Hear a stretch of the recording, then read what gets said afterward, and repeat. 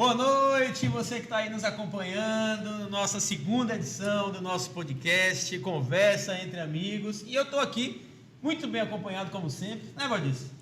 Isso, boa noite a você que, um pouquinho de atraso, né? Os equipamentos aqui começaram a nos dar uma surpresa, mas o mais importante é que você está aí aguardando e eu quero cumprimentá-los com boa noite e especialmente ao nosso convidado, o Bispo Cláudio. E aí, Bispo Cláudio? Tudo bem, boa noite, tudo bem? Prazer grande, depois do convite feito, recebido e participar dessa mesa, que é uma mesa sempre muito proveitosa e importante para a gente debater assuntos bem interessantes. Eu estou achando você meio protocolar, né? Ele não é assim, a gente estava aqui se acabando na risada, descontraído, né? Então vamos começar a quebrar esse gelo, essa disciplina, porque a ideia do nosso bate-papo, da nossa conversa é realmente ser algo descontraído, algo gostoso. Entre amigos, né? Entre amigos, né? Entre nós três, tanto das propagandas que a gente fez, o convite é sente-se à mesa com a gente. E não tem ninguém vendo, só tem a gente mesmo, Pronto, né? Então tá tudo certo. Dá pra gente falar tudo aqui. Ô, Spão, então eu queria que vocês apresentassem aí, né? Algumas pessoas podem não te conhecer. Quem é? Então, Cláudio Pinheiro. O leque é bem vasto, assim, mas vamos lá. Cláudio Pinheiro é o esposo de Edneiva Oliveira, minha princesa, não é? Enfim, Deus tem levantado a minha vida desde os idos lá dos anos 2000. Não vou entrar muito no detalhe de data, não, para o povo não fazer conta. E para você não se perder também. Para também não me perder, né?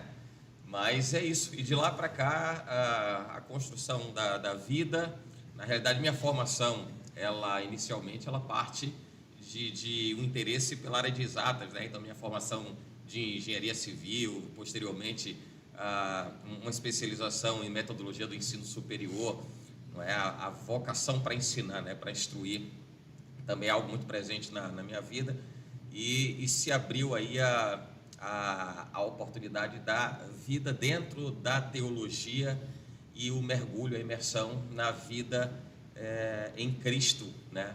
E a gente poder desfrutar de tudo aquilo que Deus nos proporciona. E aí tem sido quase 20 anos cuidando de pessoas, de vidas, igreja, enfim, e acumulando assim experiências e momentos tão importantes como o de hoje que a gente está vivendo, né, e que se acumulam para que a gente possa agregar conhecimento, compartilhar os momentos de vida. Bem resumidamente. Muito bom. E hoje, né, nós temos um tema bastante, não vou dizer espinhoso nem controverso, mas é um tema que está em voga, um tema atualizadíssimo, um tema que tem sido tratado muitas vezes com uma certa deturpação, uma certa indiferença, uma certa falta de entendimento. E o nosso objetivo aqui hoje é que o Bispo Cláudio possa trazer para nós, né, algumas opiniões ou explicações acerca, inclusive, do nosso próprio tema. Não é isso mesmo, Renato? É isso aí. A gente vai falar hoje sobre a questão do reino de Deus, né? A importância, acho que todos nós sabemos a importância de ser inserido no reino de Deus. Porém, o grande desafio é, diante de tantas doutrinas, diante de tantas teologias, diante de tantas linhas teológicas, diante de tantas placas de igreja, ensinamentos diferentes, e interpretações. Como é que a gente se posiciona? Na verdade, eu queria começar uma provocação assim. Como é que você entende o que é reino de Deus? Acho que essa é a primeira. Vamos começar. Eu posso apimentar? Claro. Fala-se reino dos céus, reino de Deus. Tem diferença? Não tem. É a mesma coisa? É porque determinado evangelho trata de um jeito, o outro trata do outro, mas o sentido é o mesmo? Qual a sua visão em relação a esse aspecto? Vamos lá então. Eu sei que isso vai despertar o interesse das pessoas que estão conosco também, de repente isso vai contrariar o ponto de vista de alguns. Sim, isso vai provocar sentimentos múltiplos, e assim como eu sei que é a visão do podcast, né, a gente poder ter uma conversa franca, aberta, onde as pessoas até vão colocar seus pontos de vista. Eu acho isso muito interessante, não é? Até porque tem um acompanhamento em tempo real, de alguém que de repente vai dizer assim, não concordo, né? Eu penso diferente. E eu vejo que o reino de Deus é de forma bem didática, né? e bem plena, é o cumprimento de um projeto eterno que se manifesta num lugar através de pessoas, de forma bem prática, bem objetiva e bem ampla. Então, entendo que tudo que a gente vive, eu penso muito a respeito disso, todas as coisas que a gente vive, elas não são desconexas, elas têm uma razão de ser. Tudo tem um viés que conecta o indivíduo, conecta a natureza, conecta o ambiente, conecta a Deus. E quando a gente trata da questão espiritual dentro de uma realidade, e normalmente as pessoas fracionam isso, né? Então tratam-se da vida secular como se existisse o homem completamente humano, desprovido da presença de Deus, ou o homem completamente provido da presença de Deus e desprovido das condições humanas. A gente incorre num erro, porque as pessoas querem viver uma vida dicotômica, porque entendem que a vida na presença de Deus é o reino, supostamente reino de Deus, a vida espiritual, onde ela se dedica às coisas de Deus e tal, enfim, a oração, comunhão, leitura da palavra e tal. Mas quando ela volta-se para a questão da vida, da rotina, parece que é uma vida à parte. Na realidade, isso é um contrassenso absurdo. A vida do ser humano, ela está integrada em todos os aspectos. A sua razão de existir, aos lugares com que ela se conecta e pessoas com que ela se conecta, e a Deus, que é o mentor e que projeta todas essas coisas dentro de um projeto eterno. E aí, sem querer me estender tanto, mas eu costumo dizer assim para as pessoas: por que você nasceu exatamente nessa geração da qual nós fazemos parte e nós somos contemporâneos? Por que você não nasceu no tempo do seu avô? Por que você não nasceu daqui a 50 anos, possivelmente quando estiver nascendo o seu neto, o seu bisneto? Por que agora? E eu entendo que nisso tudo está o encaixe do reino de Deus, porque Deus tinha um projeto para que as coisas acontecessem aqui, naquele tempo, com aquela pessoa, envolvendo as outras pessoas dentro de uma realidade e de uma dinâmica que se vive num determinado recorte da história, para que ali se cumpra um propósito de Deus. Então tem que acontecer alguma coisa, Deus espera e Deus municia, capacita, Deus equipa pessoas para que elas possam viver isso. Quando elas deixam de viver isso, elas estão vivendo a vida, apenas vivendo, mas não entenderam a plenitude e a completude do reino de Deus, que eu vejo como algo. E a vida, ela não se encerra aqui. Isso é importante, sem dúvida nenhuma. Né, lembrar. Uma outra coisa muito boa que você colocou, Bispo Cláudio, é o fato, né, do reino de Deus. De que Deus nós estamos falando? Porque o podcast ele está aberto a todo tipo de doutrina, fé, religiões, né? Então é importante fazer esse recorte, né? O Deus da Bíblia, né? O Deus Todo-Poderoso, Criador dos céus da terra, para que fique claro para quem está nos acompanhando quem é e qual é o Deus que nós servimos e o qual é dono de todas as coisas e estabeleceu o seu reino, iniciando aqui na terra. Deixa eu só fazer também uma ponderação, já entrando nessa questão de como que as igrejas entendem isso. Durante um tempo da minha vida, eu fui ensinado assim, e acho que passa pelo tempo também, pelo crivo do tempo, do entendimento, da maturidade. Eu me lembro das experiências. Eu me lembro assim como se fosse agora, eu dentro do carro, na estrada do Derba, indo para a igreja que outrora eu pastoreava, e saindo de um dia extremamente cansado, extremamente cansativo, e no carro eu fazendo essa oração de virada de chave dentro do meu coração. Senhor, agora eu vou para a igreja, agora eu vou pregar, agora eu vou entrar no reino, agora eu vou fazer parte do reino, agora eu vou adentrar num lugar, agora eu preciso ser usado de uma outra forma. E quando eu discuto o reino de Deus hoje, para mim é muito claro aquilo que você falou, de que não tem uma dicotomia. Não existe o homem secular e o homem espiritual.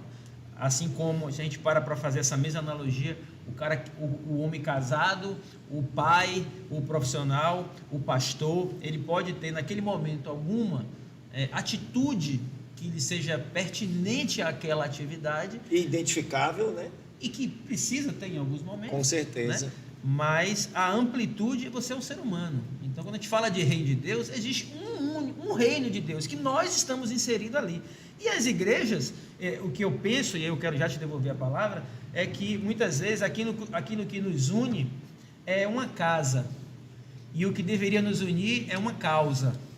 Então, se a gente se pega muitas vezes preocupado com a nossa casa, com o nosso nicho, com o nosso ambiente, com as nossas filosofias, esquecemos com do aquilo geral que eu sou ensinado aqui, eu perco a ideia de reino, eu perco a ideia de todo, eu perco a essência daquilo que o Senhor tem nos chamado. O que você pensa disso aí? Eu imagino o seguinte, considere que nós temos uma responsabilidade diante de Deus integradas a esse reino. E nesse contexto de alguém que olha para dentro da casa e não olha para uma questão de causa, não olha para a causa, eu enxergo da seguinte forma: imagina que alguém está olhando para os seus interesses, supostamente aquilo que ele julga ser o reino de Deus, ou aquilo que ele julga ser o mais importante. Mas Deus espera que em algum lugar, eu falo do ponto de vista geográfico mesmo, né, ou geofísico, em algum outro lugar, Deus está por realizar alguma coisa, ou pretende mudar a história de vida de alguém, e Ele quer usar aquele a quem se dispôs a isso. E quando a pessoa olha para dentro da casa, ela é como uma ferramenta que se indisponibiliza para ser usada em outro lugar. Então, assim, quando a gente compra uma ferramenta, a gente não usa essa ferramenta somente dentro de casa, né? Você compra sua chave de fenda está dentro de casa, atende suas necessidades dentro de casa, mas você leva no carro e você pode usar no trabalho, você pode usar na igreja ou na casa do vizinho. Ferramenta tem que ser ferramenta, essa é a questão. Ferramenta tem que ser ferramenta. Na medida em que a ferramenta ela está restrita a um uso específico, ela deixa de ser de ter a atribuição de ferramenta, porque ela é ferramenta exatamente para poder suprir uma determinada necessidade, atender a uma determinada em qualquer circunstância, em qualquer circunstância. Então, vejo dessa forma. Quando alguém diz assim, até entendo a questão, por exemplo, a gente lida com igrejas, atividades nas igrejas, nós sabemos que muitas vezes os cultos que acontecem, eles se encaixam em dias da semana que são parecidos e tal, e de repente seria assim, poxa, vai me comprometer de repente, trivialmente, no domingo, poder te dar uma assistência, poder estar presente, poder estar compartilhando, poder estar desfrutando do conhecimento, do aprendizado. Mas isso não pode deter absolutamente ninguém que se predispõe a servir ao Senhor, servir ao reino, servir as vidas, servir as almas, servir a igreja. A pessoa não pode se indispor pelo fato de ela estar numa região da cidade, num determinado local, especificamente falando. E aí a gente entra por algumas questões que eu sei que são bem polêmicas. Não sei nem se era para a gente abordar isso agora, mas eu já coloco aqui que é o seguinte: nós sabemos das questões relacionadas aí ao modo de sobrevivência das pessoas, mas eu acho que é um tema extremamente delicado quando se entra no mérito de eu vou quantificar o quanto que eu quero receber para poder levar uma mensagem, sabe? Isso é extremamente delicado, né? Quando a Bíblia diz de graça recebestes, de graça desta, né?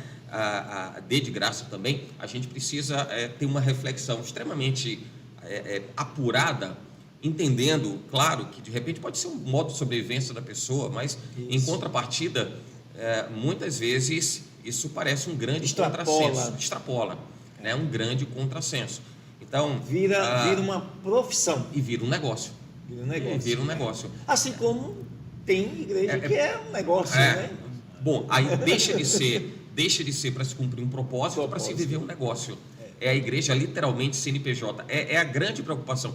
Claro que do ponto de vista da constituição jurídico-contábil, a igreja precisa ser uma organização... E o reino como fica diante de tudo isso? E o reino, essa é a grande questão. Porque quando a gente tem uma igreja extremamente CNPJ, ela deixa de ser a igreja com propósitos. Então ela passa a ser muito mais voltada para o negócio do que voltada para o cumprimento da missão. Então o aspecto da missiologia da igreja não pode se perder por conta da questão da instituição, da organização. E vai de encontro ao Evangelho, Mateus 28, 18 a 20, e completamente, todo mundo pregar o Evangelho. Completamente. Isso choca frontalmente o plano de Deus para a igreja, Mas alguém vai dizer, mas a gente está vivendo outro tempo, então a igreja precisa se organizar. Ela Tem precisa, rede social. Tem rede social. É isso. E ela tem que, ainda que existam questões de isenção de impostos e tudo mais, mas ela precisa ser vista, ela precisa ser visível, né, aos olhos do governo, aos olhos da sociedade e tal. Mas a gente não pode perder o princípio. O princípio não pode se perder de forma alguma. E cumprir o seu papel. Sem dúvida. Quando eu observo assim na palavra do Senhor, queria pedir a você que está nos acompanhando aí, você esteja livre para estar mandando a sua pergunta, participando junto com a gente aí no chat. É importante você também dar a sua opinião, trazer, né, a sua pergunta, ou até apimentar de alguma forma com alguma dúvida. Quando o Espírito Santo ele desce ali logo depois do Pentecostes, a primeira coisa que ele faz é unir e fazer com que os homens entendam uns aos outros.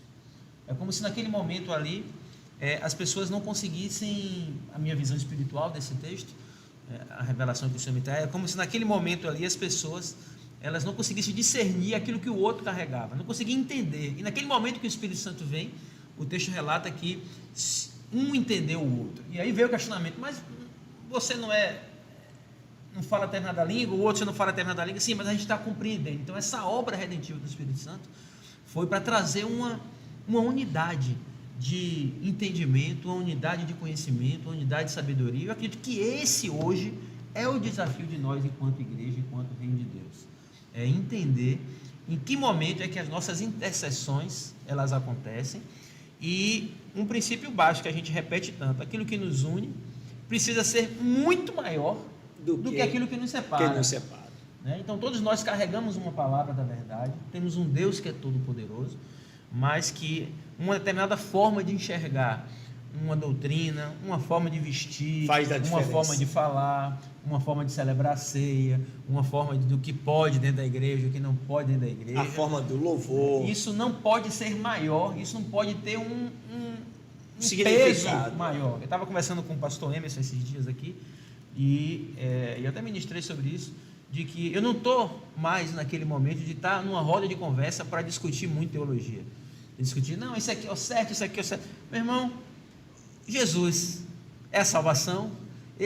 Vamos convergir nos pontos que a gente converge, né? Se em algum momento a gente dedicar um tempo com base bíblica para tentar esclarecer alguns pontos, mas sem um objetivo, porque nossas conversas muitas vezes elas são para convencer o outro, são para mudar a visão do outro, são para quebrar o paradigma do outro e trazer a verdade, a nossa verdade. Então acho que é um desafio que nós temos enquanto pastores, enquanto líderes, de entender que a prioridade nossa tem que ser levar o evangelho, levar o reino, deixar e não essas somente diferenças. isso, pastor Renato. Hoje, isso que você colocou eu ainda vejo como detalhes ínfimos, porque você tem coisas muito maiores que essas que você colocou, e que nos separam, e que nos divide, e que faz com que se crie reino dentro de reino. Um corpo dentro de um corpo. E um corpo dentro de outro corpo, só Cláudio, duas coisas, né? Ou verme, câncer, ou filho. A formação de uma vida fora da vida um natural corpo para dentro o de outro corpo, ou é verme, câncer, ou é filho. O problema é que o verme e câncer ele mata, né? Mas o filho, na hora certa, ele nasce. E aí a gente precisa saber a hora certa das coisas nascerem. Sabe que eu vejo da seguinte forma. Também penso dessa mesma maneira. Tem determinado tipo de discussão que é dentro do plano de salvação e de crescimento, né, de árvores frondosas. Lembra quando Jesus diz assim: sem mim nada podeis fazer, nós somos como os galhos, né, que firmados nele, fincados nele, enxertados nele, a gente cresce, desenvolve, a gente dá o fruto na estação própria. Enfim, a gente precisa entender que existem determinadas discussões que não levam a uma consolidação, né, de aprendizados que produzem ou vão produzir frutos. Então, acabam sendo não tão relevantes dentro do projeto de Deus, que desde a queda do homem lá no Éden, o homem se desligou de Deus, precisou, por Jesus Cristo e através da sua obra redentora, redentiva, remidora, salvífica, a gente pudesse reatar essa aliança que um dia foi perdida. E eu entendo que isso é o centro, né? Esse é o eixo central. Nossa relação com Deus precisa ser de conexão com Deus e não perder essa conexão. Aí entra pela questão, tem gente que diz assim, e quem está salvo para sempre, não está, e tal, essa coisa toda. Não, conhecereis e prosseguireis em conhecer o Senhor. Eu penso bem como foi minha vida. Um dia eu conheci Jesus, e se eu tivesse abandonado Ele no dia seguinte, eu só teria conhecido.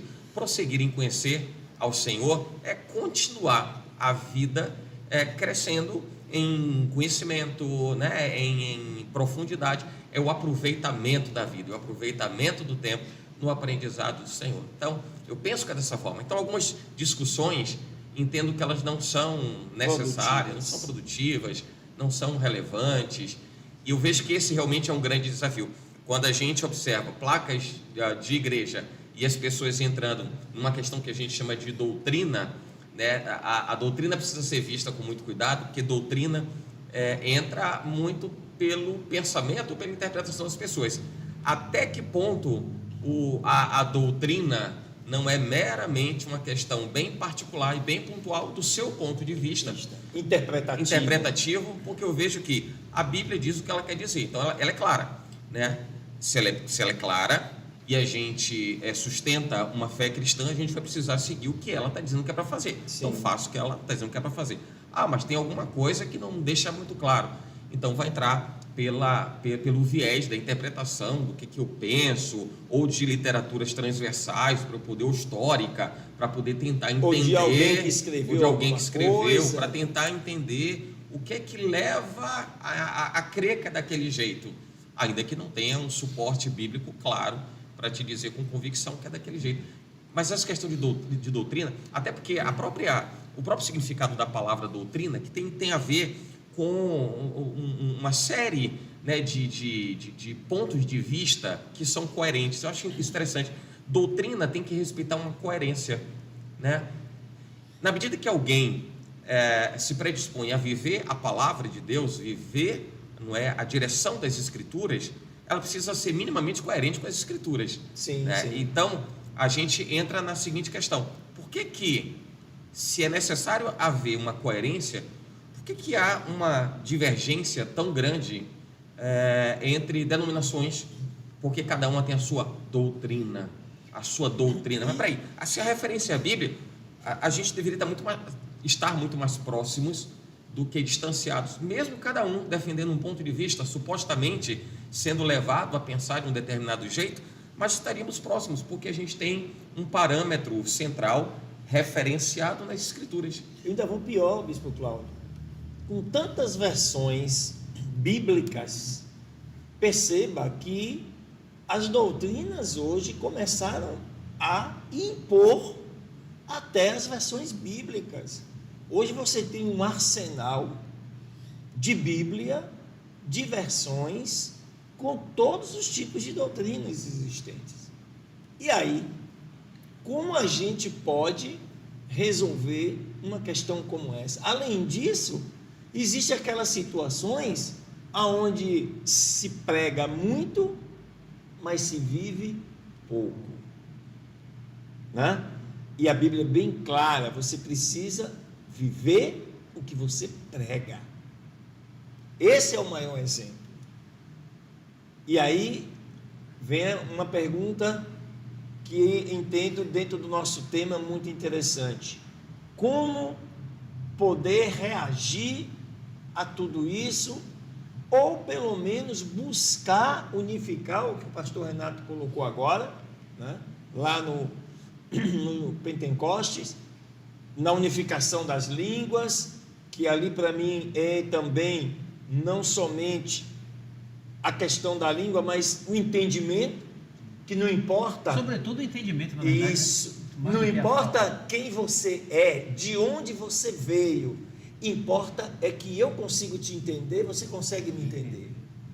Entender acerca de quê? Isso, acerca do reino. Acerca do reino, acerca de Jesus. Eu queria colocar isso aqui na mesa, eu queria ouvir a opinião de vocês dois, se vocês concordam que o próprio Deus permite essa quantidade de doutrinas. Como é que vocês enxergam isso? Se isso é uma permissividade de Deus? Porque, vamos lá, ele é poderoso. Sim, Ele poderia chegar e dizer, não, a partir de agora vai ser só a igreja ABC de Jesus e a igreja Salvação pela graça. Pronto. Né? Olha, mas ele permite eu isso. vejo a Pelo menos seguinte está situação. estabelecido. Então, é uma permissividade? Somos nós, homens, que não estamos conseguindo lidar com isso? Como é que vocês enxergam isso? A vontade do Senhor é boa, perfeita e agradável. Todos nós sabemos disso. Tudo que se faz e acontece é vontade de Deus? Evidentemente que não. Quando você vai para a Bíblia, você vê que muitas coisas que ocorrem está na contramão da vontade de Deus. Aquilo que não é da vontade de Deus é permissão dele, porque a Bíblia também nos diz que nada acontece sem que ele esteja no controle. Nesse contexto, não é difícil entender que há uma permissividade e por conta da própria liberdade que nos foi dada para fazer escolhas. Nós temos que ter a maturidade de poder fazer as escolhas que Deus quer que nós façamos. Mas, infelizmente, as nossas escolhas são apenas nossas escolhas. Eu penso assim, a Bíblia diz que os céus são os céus do Senhor, a terra ele deu aos filhos dos homens. Então, assim, dentro da didática de Deus em se relacionar com o homem, dando ao homem o governo, o poder de domínio e governo sobre a terra, Deus entregou isso assim: faz. Você precisa ter uma orientação e saber como fazer. Como é que você tem essa orientação? Você tem a palavra.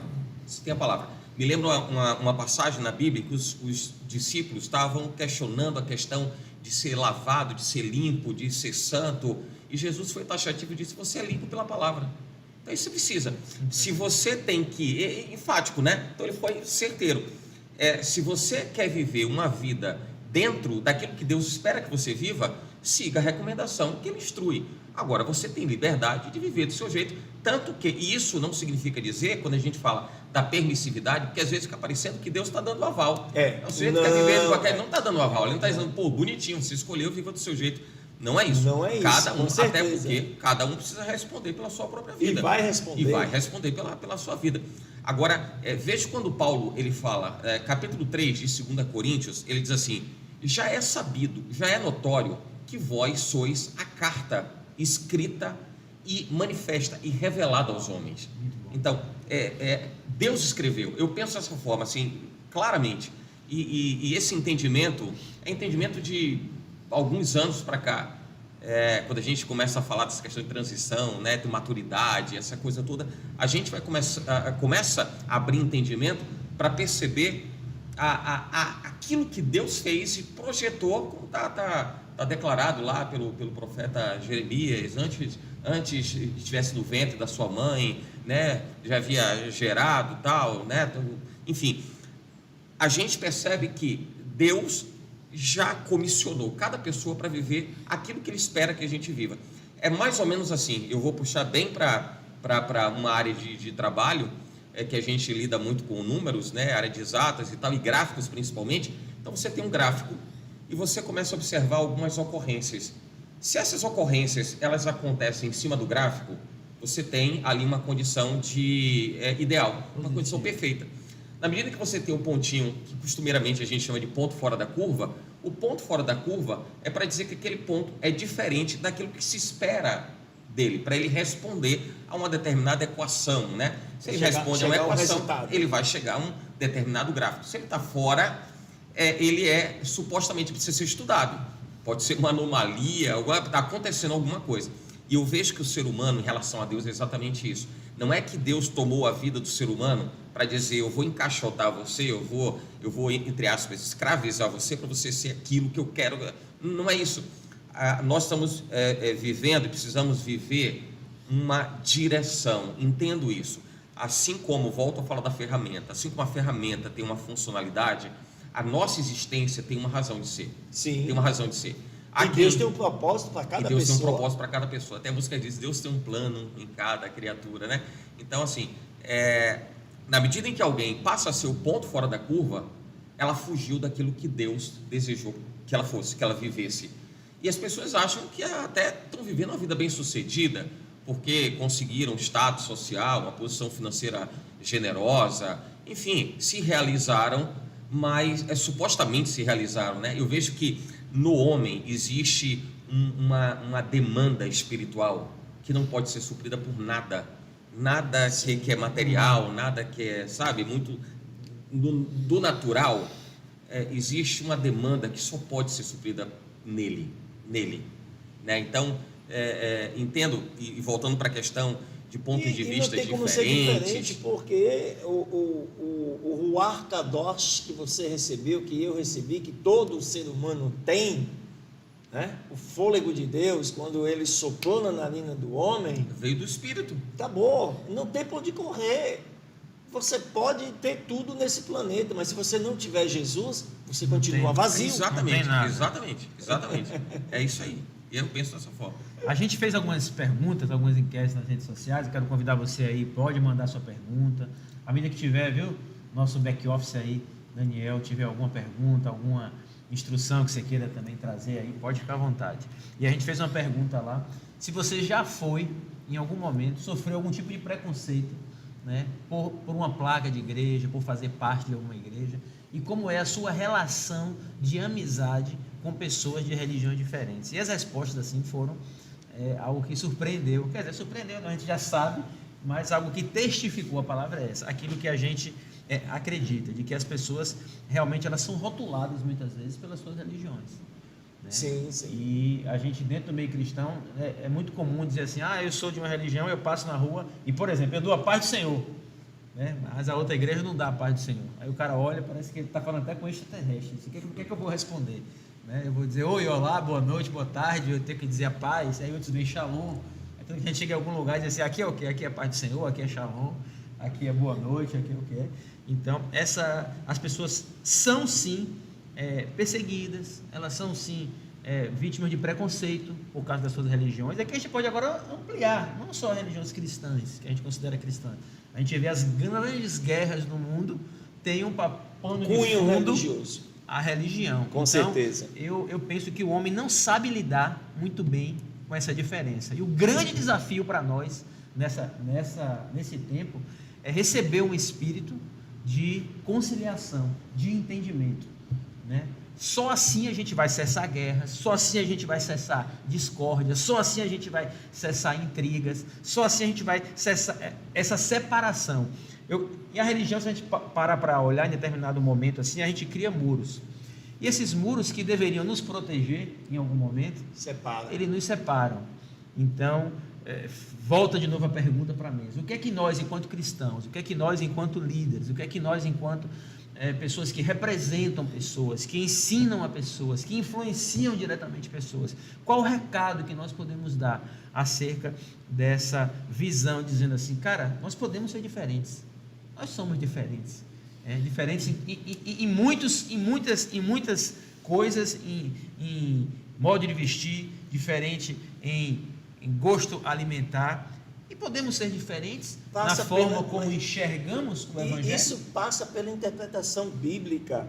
A Bíblia nos traz o ministério da reconciliação.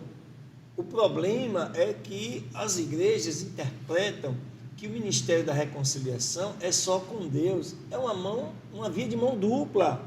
Você precisa se reconciliar com Deus, evidentemente, através de Jesus, mas você tem que se reconciliar com o próximo, independente do que ele seja. E não é cumprido esse papel. O Ministério da Reconciliação só é visto de um lado, não é visto do outro. É como se fosse assim, primeiro o meu reino, depois o resto. E aí eu apimento... É o reino dos seus. Não o dos reino céus. dos céus. Aí eu apimento a pergunta, o reino de Deus é meio ou fim para a chegada da humanidade? Agora tem pergunta também aí. Vamos emendar logo aí a participação Pode mandar. dos nossos... Enquanto está chegando, deixa eu só até para didaticamente a gente conseguir, né, fazer esse fechamento de raciocínio. Vamos lá. Olha para Jesus quando ele está com a mulher samaritana. Aí tem aquela história, samaritanos, judeus não se davam e tal. Jesus não foi... não fez acepção, né? Não se distanciou. A gente vê a mulher a mulher adúltera. Jesus poderia ter usado a lei, inclusive, que era o que imperava nos tempos, né? Do fluxo de sangue, que era proibido tocar. Que era proibido tocar. Poderia se usar dessas situações para dizer assim: olha, não existem regras. A regra de que a mulher é impura, não pode tocar. A regra de que a mulher é adúltera, então você tem que ser extirpada, a lei, tem que ser morta. Então, assim, a gente vê um comportamento de Jesus que contradiz tudo aquilo que supostamente o homem validaria como sendo o comportamento natural. Não pode trabalhar no sábado, não pode. Então, uma série de questões que isso leva a esse raciocínio. Então, assim, eu vejo da seguinte forma, até envolvendo pessoas de crenças distintas, crenças diferentes. Se a gente pegar esses exemplos que eu trouxe, supostamente, é só um exercício didático, né? Vamos imaginar, Jesus é a expressão, né, da grandeza, excelência, soberania de Deus, e ali está, ele é o verbo, então a palavra é ele. Aí a gente vê a mulher samaritana. Vamos entender que a mulher samaritana é uma mulher de uma convicção de fé diferente. Vamos imaginar que a mulher do fluxo de sangue é uma mulher de convicção de fé diferente, a ponto dela ter ido tocar em Jesus, tal, sabendo das regras, da lei e tal, aquela coisa toda. A mulher adulta, a mesma coisa. Em todos esses casos, Jesus não criou obstáculos, não criou barreiras para que ele se aproximasse e instruísse essas pessoas. O que me chamou muita atenção nos milagres de Jesus é quando ele dizia: a tua fé te salvou, vai, não peques mais, vai, não peques mais. O propósito que gira em torno da pessoa de Jesus Cristo diz respeito ao reconhecimento do seu pecado, mudança de vida. E aí eu costumo dizer uma coisa rotineiramente, que é assim: o Senhor chama a todos: vinde a mim, todos vós que estáis cansados, sobrecarregados, eu vos aliviarei. Então venha como estiver, mas não fique como quiser. Não pode ficar. Não fique como quiser. E aí tem uma questão que é importante, porque tem gente que diz assim: mas e o respeito? Respeito sempre, sempre. Se alguém, e eu conheço pessoas que professam crenças diferentes. Então, assim, eu chego para essas pessoas e digo para essas pessoas: Jesus é o caminho, é a verdade e a vida. E ninguém pode ir ao Pai se não for por Ele. Ponto. Até porque é bíblico, texto bíblico que valida. A pessoa diz: mas eu creio assim, assim, assado. Eu digo para ela: quando Jesus disse para a mulher, entendo, adúltera, respeito, mas não é o que eu confio, não é o que eu acredito, em que eu acredito. Será que quando Jesus disse para a mulher adúltera, não peques mais, ele deixou de respeitá-la? Não. Aliás, hoje não se percebe isso, não se vê mais isso, entende? Aliás, ele tanto respeitou que por respeito, olha que coisa linda isso, tanto respeitou que por respeito ele se importou com aquela vida.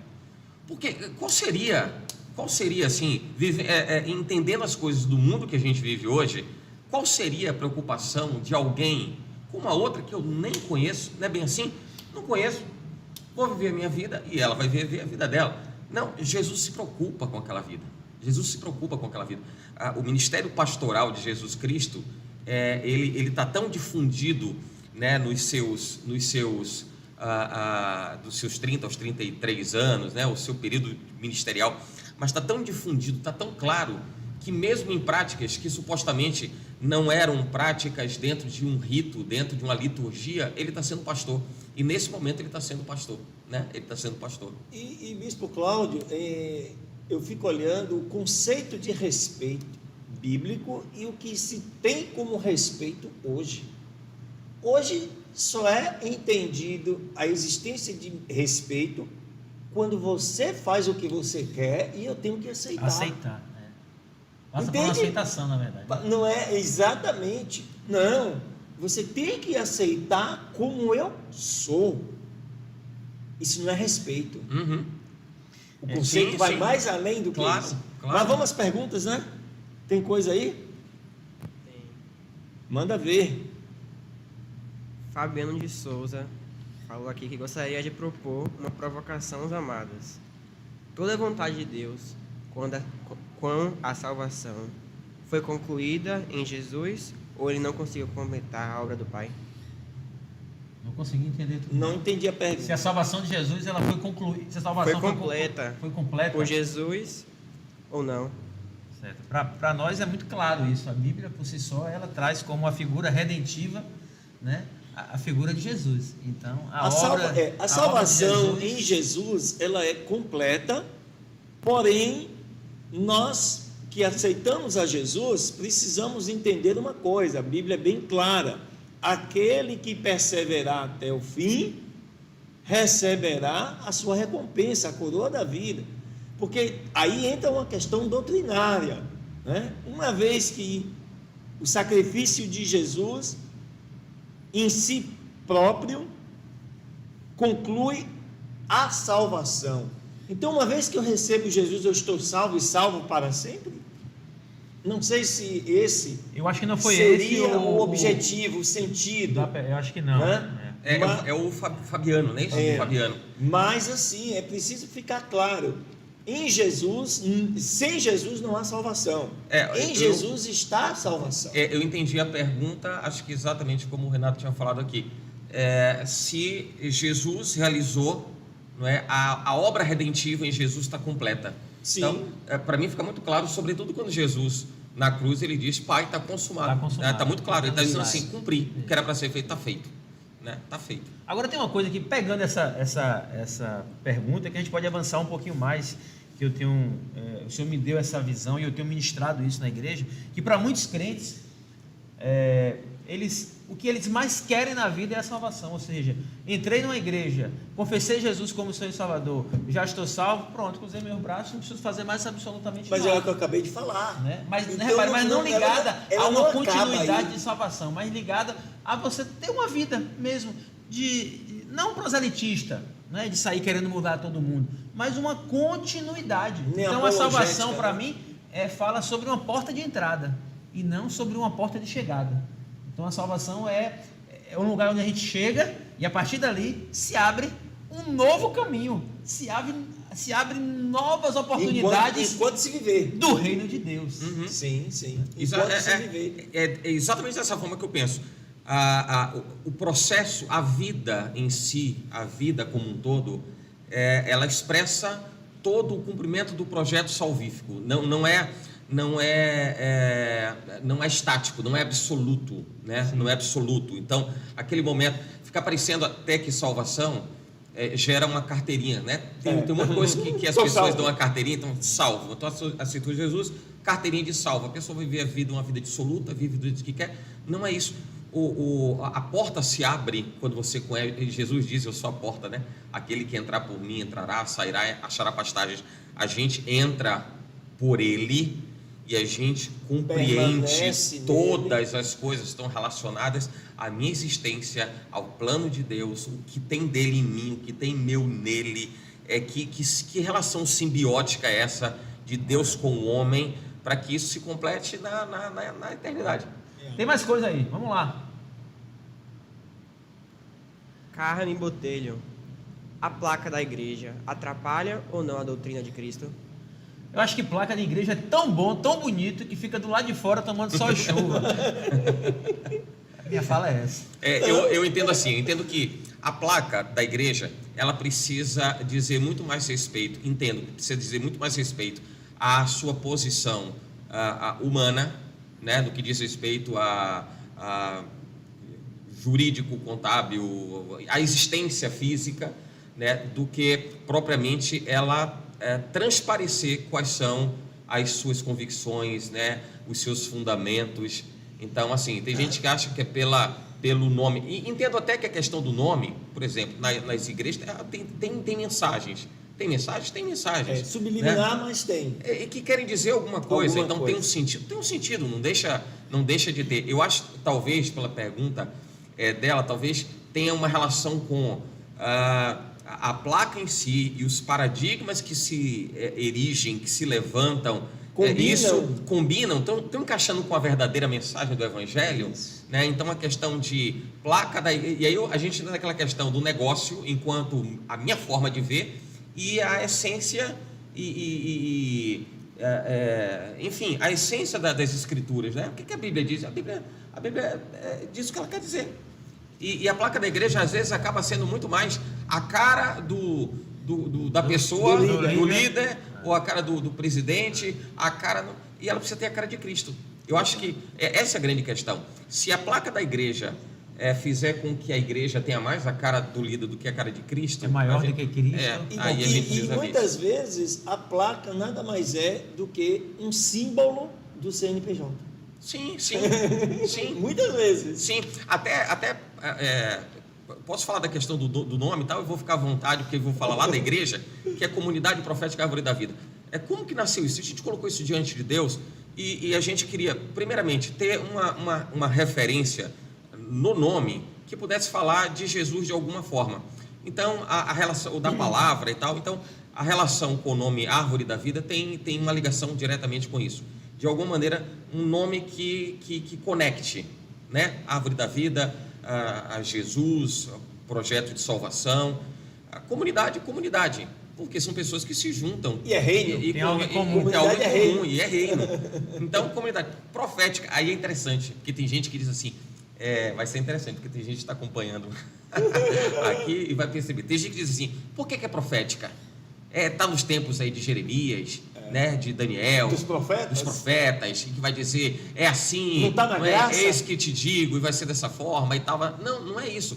O profética da igreja, quando Deus nos deu a direção para que a gente pusesse esse nome, o profética é o cumprimento da palavra profética, palavra. da expansão do reino Que culmina no Novo Testamento. que é totalmente Novo Testamento. O antigo é a sombra. Não, você falou tudo, porque é totalmente Novo Testamento. O profética é totalmente Novo Testamento. E as pessoas conectam com o Antigo Testamento achando que tem a ver com o profeta, é Jeremias, é Ezequiel, é Daniel. Não é. É profética porque o Senhor ele deixa claro sobre o comissionamento da igreja. Então, a existência da igreja é profética. Aí eu digo para algumas pessoas cujos nomes de igrejas não têm o nome profético, eu digo para essas pessoas, a sua igreja é profética, porque a igreja está cumprindo a vocação que Deus chamou a igreja para ser. Então, só não está no nome, mas ela é profética. É a mesma coisa quando diz assim, a igreja é apostólica, porque falar em apostolado é falar em envio, em missões, e a igreja tem o seu viés missionário. Então, toda igreja que se predispõe a viver a palavra, pregar a palavra, é uma igreja apostólica. O Novo Testamento veio boa parte dos apóstolos. E veio dos apóstolos. Então, assim, a grande questão é que, e aí, fechando a questão da pergunta, é que a pessoa que precisa aparecer é Jesus. Jesus precisa aparecer. Jesus tem que aparecer. Ele está aqui na placa. Tem que aparecer.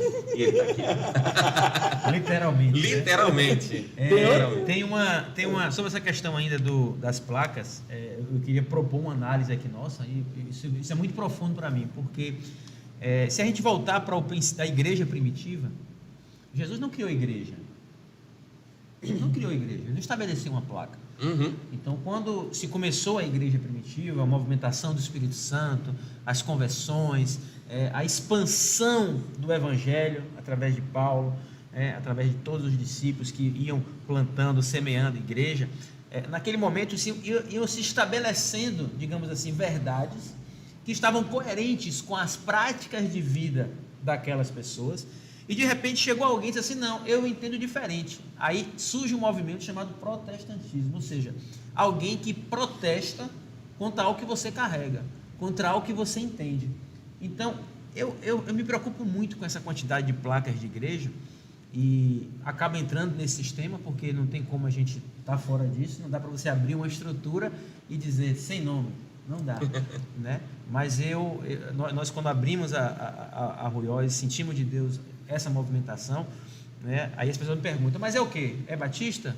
É presbiteriana? É isso e aquilo? E cara, eu não vou botar mais um nome, porque todos esses movimentos, o batista veio, protestou contra alguma coisa, o presbiteriano veio e protestou contra o batista, e fica um movimento protestantista, ou seja, um protesta com o outro, ou seja, a gente está brigando entre nós mesmos, talvez por coisas tão simplórias que não nos une, né? E que tem nos afastado. Tem mais aí, Daniel? Fábio continuou a pergunta dele aqui. Falou que se Jesus concluiu de fato a vontade do Pai no que diz a respeito à salvação, por que homens inserem apetrechos nessa obra? Que homem o quê? Não entendi. Repita de novo aí. Apetrechos. Lê de novo a pergunta. Se Jesus concluiu de fato, Certo. no que tem respeito à salvação, por que os homens ainda colocam apetrechos nisso? Apetrechos? Porque colocam apetrechos. Se Jesus é suficiente, por que a gente tem que fazer a campanha da água? Por que a gente precisa... esses são os apetrechos? Porque eu ia perguntar quais são os apetrechos, né? Mas aí, se a gente olhar para a igreja... se a gente olhar para a igreja hoje, foi até bom o tema. Se a gente olhar para a igreja hoje, muitos desses movimentos protestantistas, muitas dessas nossas diferenças estão nos apetrechos. Daquilo que pode, daquilo que não pode, daquilo que deve e daquilo que não deve, daquilo que representa Jesus e daquilo que não representa Jesus. E aí, Cláudio? Eu vejo assim... Qual o apetrecho eu gostei do que apetrecho. você usou domingo lá? Apetrecho. Aí eu vejo o seguinte, deixa eu usar a palavra apetrecho, até talvez não tenha sido a intenção, né? Mas eu vou usar o apetrecho de forma pejorativa. Particularmente, Cláudio, vou usar assim pejorativamente a palavra apetrecho para qualquer coisa que é invenção, meramente invenção da cabeça das pessoas para estimularem presença de gente na igreja, promover de alguma forma, criar novidade, trazer pessoas, materializar fé, Agora, exatamente. Para lhe ajudar ou lhe complicar, infelizmente, muitas pessoas só estão na igreja por conta desses apetrechos. Como é que você vê isso? Aí, então, assim, para fechar o raciocínio, isso eu chamo de apetrecho. O que eu não chamo de apetrecho? Você estimula a igreja a estar num propósito de oração. Não, isso não é apetrecho.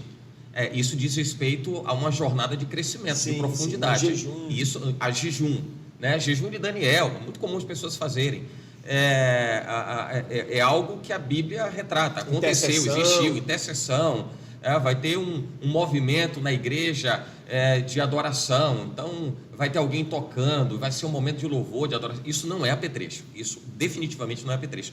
O que eu entendo que é apetrecho leve aqui a água de não sei de onde, né? Porque isso vai abençoar a sua casa. Leve aqui 1 quilo de areia, foi trazido, o sal trazido do Mar Morto, para poder abençoar. Não, isso aí eu penso que isso é apetrecho, porque não tem viés bíblico. Faz parte da história, tem relação física, existencial. Agora tem pessoas que estão nos ouvindo agora e estão dizendo assim, mas eu usei o sal do Mar Morto, eu bebi a água, eu levei a flor para minha casa e tive cura, e tive restauração. Aí a gente coloca, mas foi o apetrecho? Ou foi a fé que te moveu? Essa é a questão. Você fez aquilo de uma forma tão fervorosa, tão crendo, que você moveu. Mas isso aí... Será que a mulher do fluxo de sangue foi curada por Jesus ou foi curada pela veste de Jesus? Aí é para entender. Então, aí entra numa questão que isso pode fomentar um pensamento do tipo, fé então é impessoal.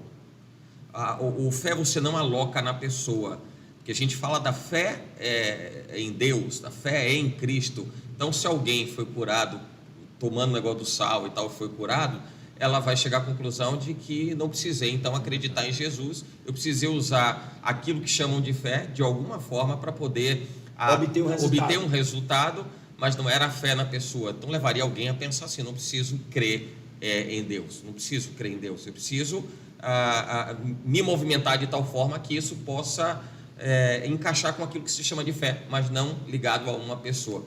E eu também não vejo que é dessa forma. Vejo que a fé, deixa eu pegar um versículo bíblico, né, que é aquele de Hebreus, que eu entendo ele ser muito conclusivo. A fé é o firme fundamento das coisas que se esperam e a prova daquilo que não se vê. O versículo por si só já está fundamentado em Deus. Não preciso nem falar. É um texto que não está falando no nome de Jesus. Não está falando Deus, né, literalmente, mas está tudo ali. Está claro ali. Está claro, está transparente ali. Entende? E até, deixa eu te cortar só para falar um negócio. Porque você falou assim, eu disse, ele está falando de ecumenismo. Sabe por quê? Você começou a entrar na história do ecumenismo, né? A história vai contar que lá pelos idos do século XVIII, nasce o ecumenismo com um missionário batista, William Carey. William Carey era um missionário batista e ele começa a perceber que a denominação dele está em decadência espiritual. E ele percebe, né, além de notar que a denominação dele está em decadência espiritual, ele percebe que existem outras frentes de crença, de fé. Aí tem lá a ortodoxa, a luterana, a anglicana. Então, qual é a ideia dele? Não conheci, obviamente, o William Carey, não fui contemporâneo dele, mas penso o que ele pode ter imaginado a respeito daquilo que originou o ecumenismo e que depois isso ganhou uma interpretação diferente. Mundial. Né? E diferente até, porque a ideia do ecumenismo, na visão de William Carey, era fazer com que as igrejas cristãs, você acabou de falar das placas, né? Muitas coisas, muitos muros e tal. Então a ideia dele era fazer com que as igrejas cristãs elas estivessem mais próximas. Então foi um recurso, o ecumenismo acabou sendo um recurso para poder aproximar a igreja anglicana, a igreja católica, a igreja de Cláudio, não? Aí bebi o seu. não tem problema. Tá tudo certo. Igreja Precisamos, anglicana. aquilo que nos une é muito maior Com do que certeza. aquilo que nos separa. Então, assim, igreja católica, anglicana, luterana, ortodoxa, separadas por suas doutrinas, e ele enxergou que era necessário aproximar. O ecumenismo nasce disso. Depois a gente vê a amplitude disso, tratando inclusive de uma relação interreligiosa. Então o ecumenismo passou a ser a plataforma de aproximação de pessoas que têm crenças diferentes. E aí a gente entra numa questão, volto a dizer, uma coisa é o respeito, outra coisa é você sentar à mesma mesa, sabe, do ponto de vista de convicção, eu falo, o sentar na mesa... De convicções, de verdade. Isso. É metafórico, né? Metafórico. O sentar à mesma mesa pelo fato da gente não dividir os mesmos costumes, as mesmas práticas, as mesmas convicções.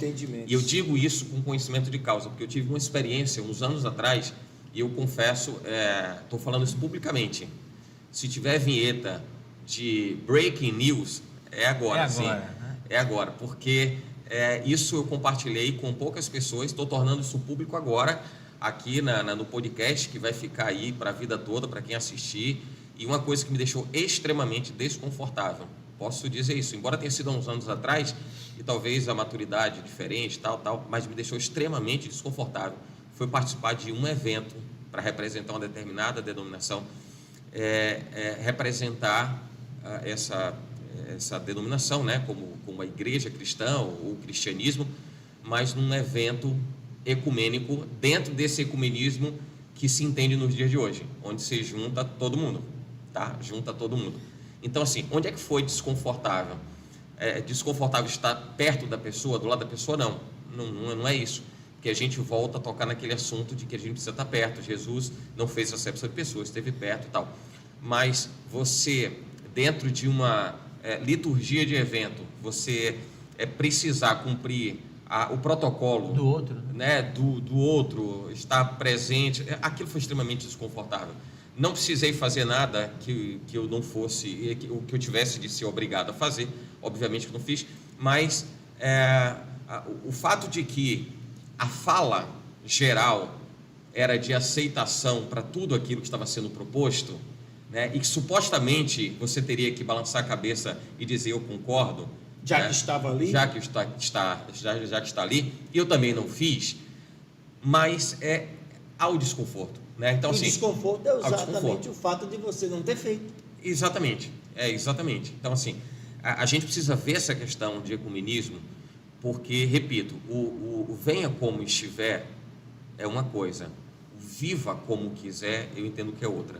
Então, a gente pode viver, sim, num mundo respeitoso e ter alguém que professa uma fé diferente, uma convicção, uma crença diferente, em quem quer que seja, que não seja Deus da Bíblia, o Deus em quem cremos, o Criador dos céus e da terra. A gente pode ser respeitoso, mas eu não posso ser julgado em não fazer daquela pessoa a minha companhia permanente, não posso ser julgado como alguém que está fazendo acepção de pessoas.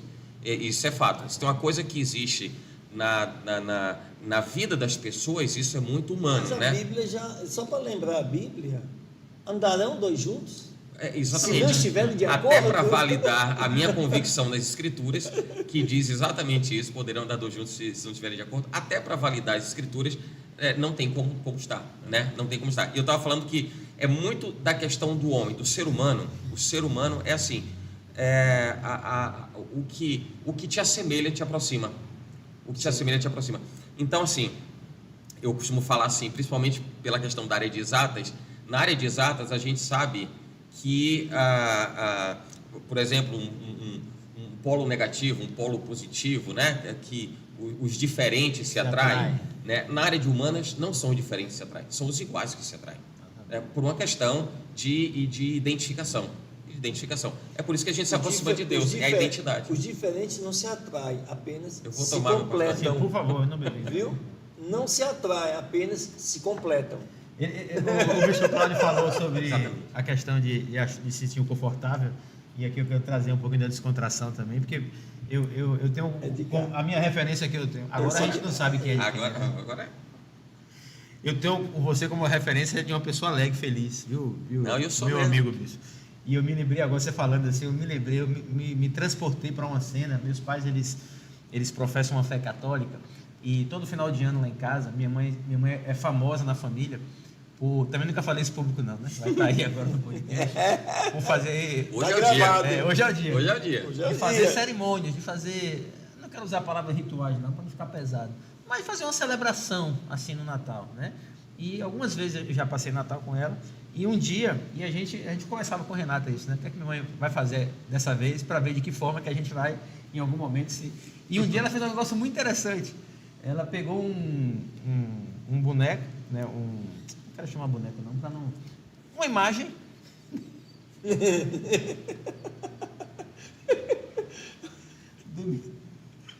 É só... Break. Eu preciso falar. Não é desrespeito, tá? É só a gente conversar. Aí, sei lá, umas 15 pessoas, meus irmãos. E aí ela fez a oração e tal, e aí beijou o menino Jesus. E foi um a um. Todo mundo beijava, e eu digo, meu Deus, isso vai chegar na minha mão. Vai chegar na minha hora, eu vou ter que dar um beijinho também no negócio. E veio vindo, e na hora eu disse assim, não tem por que beijar, porque para mim não dá símbolo. Por mais que não tenha nenhum pecado nisso, por mais que não traga assim nenhum desconforto, mas eu também preciso me posicionar, eu preciso me colocar também, né? Como a minha fé, dizendo assim, se eu estou nesse lugar e eu respeito, eu também preciso ser respeitado na minha limitação, na minha forma de ver as coisas. Sim. Né? Eu queria trazer um outro ponto aqui, que é o seguinte, que eu acho que é muito importante dessas diferenças doutrinárias, é que quem está numa igreja hoje, em algum momento, se sente protegido, se sente acompanhado, se sente instruído, se sente conhecedor da palavra sobre o ponto de vista daquele que está lhe ensinando. E eu quero fazer um paralelo com o texto bíblico do bom samaritano. Então você teve ali a figura do sacerdote, a figura do levita, que ao encontrar com alguém que estava ferido, ele negou a ajuda, o socorro. Mas do ponto de vista da religião, eles fizeram o que era certo. Eles estavam pautados na religião, porque a religião deles proibia tocar em alguém com sangue, tocar em alguém imundo, alguém que poderia estar contaminado. Então, do ponto de vista da religião, eles estavam protegidos, seguros, com um crachá, talvez, dizendo assim, eu estou fazendo o que a minha religião está mandando. E justamente aquele que não teve religião, que é conhecido na história como o bom samaritano, e aí vem esse bom porque qualifica ele, mas para mim é muito claro, aquele que estava fora da religião entendeu, e aí eu volto a fazer o gancho daquilo que o Espírito Santo quer fazer no nosso tempo nesses dias, trazer o entendimento de que a religião ela não pode nos aprisionar, de que as placas de igreja não podem nos aprisionar, de que existe um desafio tanto para nós líderes, quanto para aqueles que estão sendo liderados. E aí eu quero fazer mais uma provocação para você, inclusive, que está nos assistindo. Eu queria ouvir a opinião de vocês sobre isso. Até que ponto é válido, eu não vou chamar isso de rebelião, tá? Porque não é rebelião, mas a pessoa que está nas nossas igrejas, ela está ouvindo a palavra, ela está lendo a palavra. E hoje a informação está muito democratizada. Até demais. Né? Eu participei de uma igreja que eu era proibido de assistir pregações de outras pessoas. Por quê? Porque minha cabeça iria abrir? Porque eu seria confrontado com aquilo que estava sendo pregado? E hoje a informação está aí. Então, até que ponto as pessoas devem, sim, ter acesso ao conhecimento, buscar, e até ter uma liberdade junto com o líder, dizendo, meu pastor, eu estou com uma dúvida. O senhor falou sobre isso, mas a Bíblia está dizendo um negócio, eu lhe entendi diferente, ou o senhor que está pregando é errado? Então, eu quero ouvir a opinião de vocês acerca do papel da igreja enquanto segurança, que é interessante, dá um conhecimento, dá uma base, mas por outro lado aprisiona e recrimina aquele que se levanta e diz assim, eu penso diferente. Até onde isso vai? Até onde pode? Até onde é permitido? Vamos lá. Eu? Então tá, vamos lá. Primeiro que você é o convidado, quem tem que apertar daqui. Com certeza. Não, vamos lá. Ouvir também. Então, eu penso da seguinte forma, a gente precisa entender que existem pessoas e pessoas. Eu vejo a igreja, a organização da igreja, como um lugar de segurança, sim, supostamente com os riscos e perigos que podem inclinar para esse lado, quando você fala de aprisionamento, das pessoas serem tolhidas, de ficarem é igual um pai com o filho. O filho protege o pai de uma tal forma que por horas limita a criança. Pronto. Você trouxe assim a maneira de explicar, eu acho que está mais clara. É exatamente na igreja, a figura do pai e filho, a gente vai ver que existem formas diferentes, né, de tratamento de pais e filhos. Até tem pais, na própria família, tem com vários filhos. Tem pais que dão liberdade demasiada para os filhos e os filhos acabam. Aliás, a própria figura do filho pródigo diz respeito a uma decisão de um filho que, quando resolveu pegar sua parte na herança e cair fora, ele teve liberdade para sair, né? A Bíblia não entra no mérito, né, da questão do quanto ele era apertado ou não, mas diz que ele teve liberdade, ele quis, me dê minha parte na herança. Ou a motivação, quero curtir, que eu vou viajar. Mas foi. Até o momento que ele quebrou a cara, viu que não deu certo, então voltou. E o pai esteve de braços abertos para recebê-lo novamente. Vejo que na igreja, a questão da segurança, da proteção, do cuidado, precisa. Eu entendo que é importante, porque você lida com pessoas que têm graus ou níveis de vivência, vivências espirituais, vivências de comunhão com Deus, que são distintas. E você tem a oportunidade de perceber quem é que está mais, vamos chamar de mais graduado, menos graduado, quem tem mais conhecimento, quem está mais amadurecido, aprimorado, você vai percebendo. E aí é por isso que eu digo que depende muito do pai, nessa figura é o pai, né? A pessoa que está liderando é o pastor, a pessoa que está à frente da igreja, para poder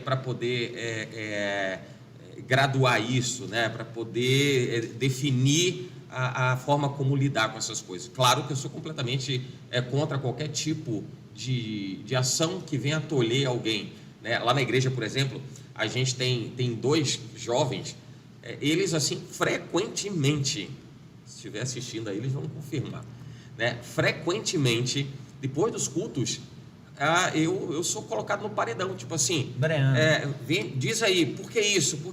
Explica aqui, não entendi isso, não entendi aquilo, né? E tem coisa que eu digo assim, olha, a Bíblia não fecha questão sobre isso, a gente vai entrar por corrente teológica que pensa desse jeito, dessa forma, e eu não tenho questão fechada sobre isso, já falei para eles. Apenas apresentei nesse momento essa linha. Isso é muito tranquilo. E aí, eu acabo colocando para eles que isso é muito interessante, é importante buscar, e eles buscam, obviamente que a informação democratizada e aberta permite que as pessoas possam ir lá, checar e tal.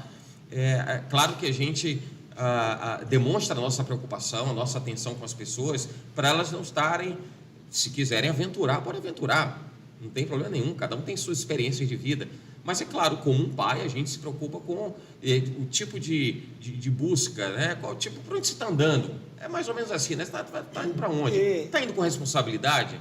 Né? Agora sim, como em outros tempos que a gente sabe, conhece, não ir na igreja tal, e segurar para não ir, lá a gente não tem nenhum problema com relação a isso. Vai visitar a igreja. Eu vejo, pastor vejo, Renato e bispo Cláudio, a seguinte situação, de forma bem objetiva. Até onde vai o limite dessas questões? Eu entendo que depende muito do líder, tá? Quem põe o limite na igreja é o líder. Se ele não for uma pessoa de abertura, como o bispo Cláudio acabou de colocar, para se permitir ouvir, se permitir ter atenção, dar atenção, responder, ele vai ter membros que vão estar sempre buscando informação fora. É que nem o filho com o pai e com a mãe. Hoje, a maioria dos filhos não conversam sobre sexo, principalmente adolescente, com os pais. Onde é que ele vai aprender? Na escola, na rua, com os amigos. Por quê? Porque muitas vezes os pais não abrem um canal de diálogo. A primeira coisa, abrir um canal de diálogo. Segunda coisa, dar confiança, para que eles possam ter confiança e compartilhar suas experiências, suas emoções, suas dificuldades, suas limitações. A igreja é a mesma coisa. Você vai ter muito membro que vai ter limitação no conhecimento da palavra, vai ter dificuldade de entendimento, vai precisar de apoio, mas nem sempre o líder vai estar preocupado. E quando ele não se preocupa em ensinar corretamente, em esclarecer as dúvidas, você sabe o que vai acontecer? Ele vai buscar informação fora. E muitas vezes ele não volta mais. Ou quando volta, cria situações difíceis de serem resolvidas nesse contexto. Muito é bom. O que eu... É isso mesmo. Eu acho que o caminho é o entendimento. A democratização do entendimento. Eu sempre fui a favor de você ensinar, ensinar e ensinar. Não tem outra forma de fazer com que as pessoas possam aprender. O ministério de Jesus foi um ministério pautado no discipulado. No ensino, exatamente. Ensinar. Que diga o sermão da bem-aventurança. Uhum. Que ensinamento maior do que aquele? Você tem ali E aqui a gente pode já começar a entrar nas considerações finais. Se tiver alguma situação Não, já? mais aí, Já? Vou trazer mais um tema. Se tiver mais alguma situação, você ainda tem um tempinho aí para poder trazer a sua opinião. Mas eu queria falar, pastor Renato, as questões doutrinárias e teológicas. Porque assim, são tantas doutrinas, tantas teologias. Por exemplo, né? Tanta teologia da libertação, teologia do negro, teologia queer, teologia sistemática, que é o pai e a mãe das teologias, sistematizando tudo. Teologia para todo gosto. Como o reino de Deus pode ser trabalhado frente a tantas teologias distintas e emblemáticas. Uhum. Eu penso que a gente tem uma questão, um grande desafio nisso, que é o seguinte: parece que a gente trata de teologia como se estivesse tratando de entidades de classe, né? Então tem uma teologia para atender um determinado segmento da sociedade, um determinado grupo que se sente acuado, ou não se minoritário, sente ou representado, não representado. É por essa razão que a gente vê que hoje existem igrejas, e assim, denominadas igrejas, inclusive, que defendem determinadas práticas que nós sabemos que confrontam diretamente as Escrituras, batem Sim. frontalmente com as Escrituras, sustentando que o que há de prevalecer na palavra de Deus é o amor. Então as pessoas generalizam, a gente sabe que as pessoas tratam amor de uma forma, é um leque tão aberto, que é um leque que acaba abrangendo um monte de coisa. E tome-lhe apanhar pecado de tudo que é lado. Esse é o grande problema. Quando a Bíblia fala em Atos capítulo 1, versículo 8, olha que coisa, né? É exatamente a configuração daquela cena de Jesus subindo aos céus, né? Corpo glorificado, está subindo aos céus. Ele olha, está vendo ali a igreja, as pessoas. Ele diz assim: e recebereis a virtude, o dom, o presente do Espírito Santo. Jesus está dizendo assim: estou indo. Jesus falava assim: até quando estarei convosco com a geração incrédula e perversa? Eu vejo como o pai que está cuidando do filho, está dando a proteção, está dando a instrução, mas ele diz assim: agora eu vou para o meu pai, mas eu vou deixar o Espírito Santo. Então assim, recebereis a virtude do Espírito Santo e ser-me-eis testemunhas. Aí tem uma questão importante. Ele diz assim: você vai receber alguma coisa que me representa, estará em você, e você vai dar o testemunho de mim, da minha obra, dos propósitos, dos planos eternos. Mas o que eu tenho está em você, e estando em você, agora você representa. Aí entra a questão. Quando a gente fala muito de doutrina, não representam checkmate, porque aí o que acontece é que as pessoas começam a trazer aquilo que elas pensam, julgam, entendem que é certo, é verdade, é um incremento das escrituras, né? Um incremento das escrituras, é reino, e aí abraça e tal. Eu ouvi uma coisa, até fazer um parênteses, tomara que eu não me esqueça para eu pegar o fio da meada de volta, mas eu vi uma coisa nas redes sociais há uma semana atrás, mais ou menos, que era alguém que falava a respeito de pecado, e falava de pecadinho e pecadão, e ela dizia assim: as pessoas dizem que não existe pecadinho e pecadão, mas tem pecadinho e pecadão sim. Pecado é graduado. Ainda vai para a Bíblia. E foi para a Bíblia. E foi para a Bíblia. A questão é que foi para a Bíblia. Olha que interpretação, a pessoa, olha só, a pessoa pega aquela passagem em que Jesus está diante de Pilatos, e Pilatos diz para Jesus assim: você não sabe que eu tenho o poder de te prender, de te soltar, né? E aí Jesus diz assim: a morte e a vida estão nas minhas mãos. E aí Jesus diz assim: mas você não teria nenhum poder sobre mim se do meu Pai não lhe fosse dado, não lhe fosse concedido. Aí Jesus completa esse versículo, esse trecho do texto sagrado, e diz assim: mas pior pecado, maior pecado cometeu aquele que me entregou a ti. E aí a pessoa usa exatamente isso para dizer: aí, se ele está falando maior, é porque tem menor. Tem uma escala. Tem uma escala. E na medida... Agora, imagina como isso pode ser difundido, porque se a pessoa ela pensa desse jeito, a gente está começando a colocar que o nosso relacionamento com Deus, ele é permissivo em determinado tipo de pecado. Então, assim, pode dar uma pecadinha aqui, mas depende. Vamos levar para o STF de Deus, para o Supremo de Deus, para ele poder julgar o que realmente é aceitável ou não é aceitável. Me dê um parêntese dentro do parêntese. Ainda tem aquelas concepções que dizem assim: não, tudo bem, eu posso pecar, mas eu vou pedir perdão, ele vai me perdoar e vai me receber de novo, né? Enquanto eu tiver vida, eu posso pecar, posso pedir perdão e vou de novo. É o salvo-conduto, né? Aí alguém vem e diz assim: sim, mas o mesmo pecado Jesus não disse que é 70 vezes 7? Você entende? Então, é só um pode parêntese. pecar 490 vezes. É só um parêntese dentro do parêntese, mas pode seguir. Perdão. E aí a pessoa dizia isso. Então a gente iria começar a enxergar que pecado ele é graduado. E assim, determinado Primeira tipo de pecado. segunda série. E determinado tipo de pecado é aceitável, outros não. E o entendimento desse texto, eu penso dessa forma, Jesus não está falando do ponto de vista quantitativo. Sim. Não é pecadinho, pecadão, não é mais grave, menos grave. Ele está falando do ponto de vista qualitativo.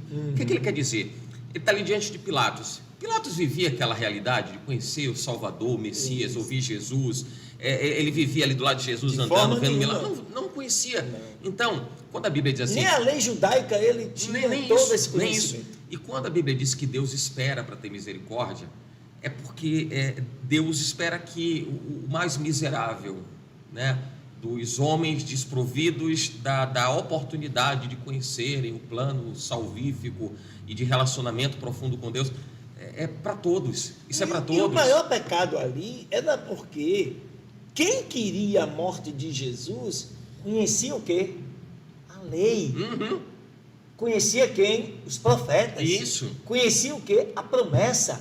eles sabiam que Jesus era a promessa. Sim, sim. Então, a responsabilidade é maior. Exatamente. É por isso que eu falo que a questão ali é qualitativa, não é quantitativa. Isso. Porque assim, quando ele se refere, eu fui entregue por um traidor, Judas me entregou. Mas Judas andou do meu lado, Judas conheceu a palavra, Judas conheceu, eu trouxe a revelação para ele, né? Ele conheceu os mistérios de Deus, não é? Teve determinado momento que os apóstolos conheciam por parábolas, mas em determinado momento eles começam a entender as coisas, ele explica, ele revela, né? Então assim, Jesus está dizendo que alguém teve a oportunidade de conhecer, então por isso que lhe é imputada a grande responsabilidade, porque não havia em tese ignorância em alguém que conhecia o que era a verdade, não a Pilatos. Então quando ele diz assim, maior pecado, ele está dizendo assim, entre você que vai me condenar, e está aqui, que vai me condenar,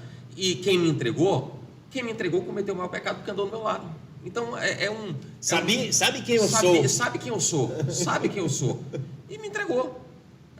Isso para mim mais claro, ainda, definitivo. Nesse mesmo evento ainda tem o ladrão da cruz, que ao reconhecer que ele sabia porque estava ali, mas olhava para Jesus e dizia, esse está aqui sem merecer, porque já se sabia, né, que Jesus fazia o que fez e não poderia estar ali humanamente, estava para cumprir o propósito, né? E como que é outra interpretação, né?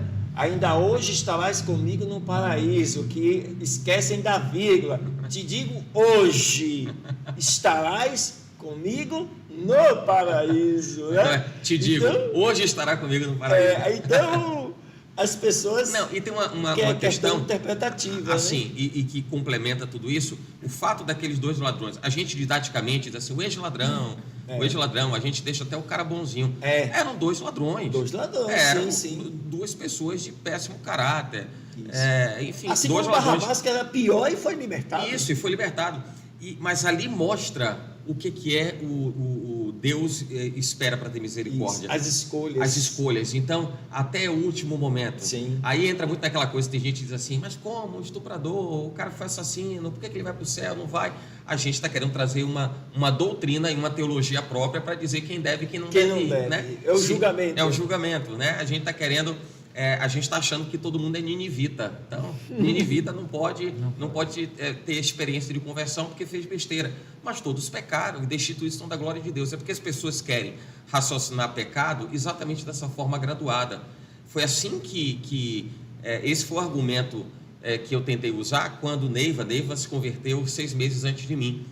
E quando ela veio falar comigo, eu assim, proado e tal, né, querendo ganhar e tal, aquele negócio todo, ela foi taxativa e disse assim, olha, eu professo uma fé, eu creio em Jesus, Jesus é o meu Senhor, meu Salvador e tal. Na época eu tinha uma fitinha, que é bem representativa nossa daqui da cidade, de Salvador e tal, a fitinha, até 3 nós, aquela coisa toda. E eu dizia, não, mas aqui, olha, eu tenho fitinha, todo dia, 18 horas eu ligo. Também sou religioso, se for para religião, eu também exatamente, e foi exatamente dessa forma. E o que ela quis dizer com aquilo era assim, você precisa sair dessa caixinha, você está numa caixinha, então saia dessa caixinha. Essa experiência, né, que eu tive na minha conversão me levou a entender o que de fato eu estava vivendo, né? E claro, gradual, mas no meu pensamento essa forma de graduar era graduar as suas escolhas. Você não se sentiu desrespeitado não quando ela lhe disse isso? Você sabe que porque ela não respeitou a sua religiosidade. Tinha algo maior. Comigo também foi assim. Renata, um momento, se posicionou e disse, a partir de hoje, eu vou escolher servir ao meu Deus. Eu digo, então, a partir de hoje, eu também escolho a servir o seu Deus. Porque eu quero servir você. Sabe, deixa eu contar uma coisa aqui. Você sabe o que aconteceu? Teve uma época, já no discipulado, lá na igreja, né? Lá no outro ministério. E aí, tinha as aulas do discipulado, né? Então ela ia para lá, ia mais cedo, porque tinha um horário, era meado da tarde, início da tarde. 15 horas. E ela ia para a igreja, para o culto das 15 horas, enquanto ia para o discipulado. Mas olha o que acontecia. Eu só estou compartilhando isso aqui, porque eu sei que tem ninguém vendo. Ninguém vai saber. Só a gente. Mas o que acontecia? Eu descia, volta e meia, eu saía da sala, né? Ia no banheiro, né? Eu fingia que ia no banheiro. Só pra Aí ver. descia para ver onde é que ela estava. Por quê? Eu estava tão assim, apaixonado e obcecado por ela, que eu achava que eu poderia... E assim, uma dependência emocional, à época, que eu achava que alguém podia querer sentar do lado, dar uma paz do Senhor diferente. E eu dizia aí, assim, peraí, perde a vez. a terra é prometida para mim. A terra prometida é minha. E aí eu saía para poder dar uma olhada e tal. E aí ela percebia, ela via, porque eu aparecia, às vezes dava um tchauzinho, tal. Até o dia que ela chegou para mim. Até que ela chegou e disse assim, olha, a partir de hoje, não tem mais nada, acabou. Acabou, porque você está vindo para a igreja por minha causa. Enquanto você não vier para a igreja por causa de Jesus, já era. Eu disse, não, eu amo Jesus. Eu amo Jesus. Essas mulheres, Eu amo viu? Jesus. Essas mulheres têm muita sabedoria, viu?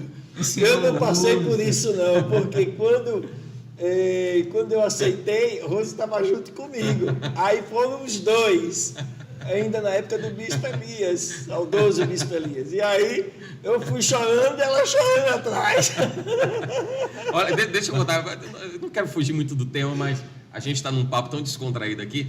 Eu tive uma experiência, já nessa fase de namoro com Neiva e tudo mais, ela frequentava, logo no início, assim, uma igreja, além de estar onde ela aceitou Jesus e tal, enfim, entregou a vida para Jesus, mas assim, pelo fato de ter uma igreja mais próxima da casa dela, era comum ela ir periodicamente nessa igreja, e aí eu fui, né? Para mim era tudo muito novo, tal, aquela coisa toda.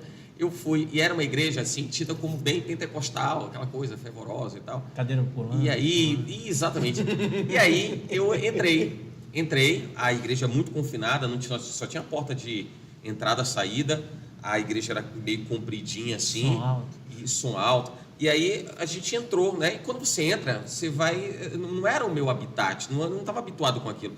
E eu fui entrando cheio de reservas, né? Preocupado, disse, meu Deus do céu, estou entrando muito, o que dificulta Na saída. Evacuar aqui, né? uma saída estratégica. E eu fiquei lá. Daí a pouco aquela coisa do som alto, né? Aquele som rasgado. E eu não estava entendendo tanto daquilo que estava sendo ministrado. Ficava muito agressivo, muito agressivo. Eu sei que teve uma hora, e aquele som rasgando mesmo. E aí teve uma hora que entrou em oração, e aquela oração, sabe, né? Você está entendendo? Fogo. E aí eu comecei a observar, Neiva do meu lado, eu comecei a observar. Gente, eu estou contando isso aqui, é uma experiência, tá? Eu dou risada pela experiência, tá? Não é desrespeito de forma alguma, e nem interpretem dessa maneira. Até porque eu acredito quem sou eu para julgar as manifestações do Espírito? Com certeza. Né? Então, assim, não questiono, sei como Deus me move com o Espírito Santo, mas sei que outras pessoas são movidas de outra forma, tá? E sei também que existe também charlatanismo. Vamos ser franco e aberto, né? Tem de tudo. Tem de tudo. Então, assim, eu só dou risada pelo fato, porque eu Da conto sua hoje experiência. da minha experiência. Quando a gente vive, Quando a gente vive e tal. Então, naquela oportunidade, eu vi que começou a oração, aquele som rasgado, muito alto, e eu, meu Deus do céu, vai sair, não vai acabar, não vai. E aí, naquele momento de oração,